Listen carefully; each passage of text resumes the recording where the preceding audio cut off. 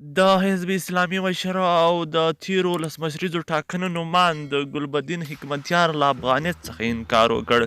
دا اعلامیه نن سهار خپره کړې ده. که غواړئ چې په دې ستر حقیقت پوه شئ چې ولې یې له افغانیت څخه انکار کړی دی، ولې یې د نورو تابعیت وکړ، نو زموږ چینل به سره سبسکرایب کړئ او ویډیو راسره تر اخره وګورئ. د حزب اسلامي مشر او د تیرو ولسمشریزو ټاکنو ته نوماند ګلبدین حکمتیار په افغانستان کې د افغانیو له دودولو سره مخالفت وکړ. ګلبدین حکمتیار په یوه اعلامیه کې ویلي چې اوسنۍ افغاني بانک نوټونه جعلي دي او پکار ده چې افغان ملت ترې ځان وساتي. پر حکمتیار له دې وړاندې هم خلکو نیوکه درلوده چې د پاکستان لاسپوڅی دی او په افغانستان کې د پرمختګ کلک مخالف دی. ګلبدین حکمتیار په اعلامیه کې د افغانیو بانک نوټونو له کارولو او ساتلو افغانان منع کړي دي.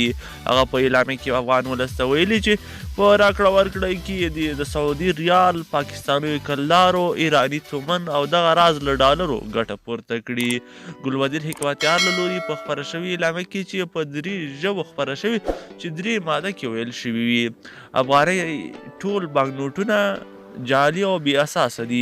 هر نوی حکومت چې رامنځته کیږي دا بانک نوټونه به ټول له منځه وړي او نوي افغاني بانک نوټونه به وړاندې کوي او په دې صورت کې به هغه کسان چې له ځان سره اوسنۍ بانک نوټونه ساتي زیان وګوري. د حزب اسلامي مشر ګلبدین حکمتیار په اعلامیه کې زیاته کړې چې افغانان د افغاني کرنسي پر ځای بهرنۍ پیسې په پانګونو او یا هم په شخصي ډول وساتي. نوموړي داسې مهال په هېواد کې د افغانیو پیسو د دودولو مخالفت کوي چې دمګړۍ په ټول هېواد کې د پاکستانیو کلدارو لمنه په ټولېدو ده او دا لړۍ ډېره چټکه او زبردسته روانه ده.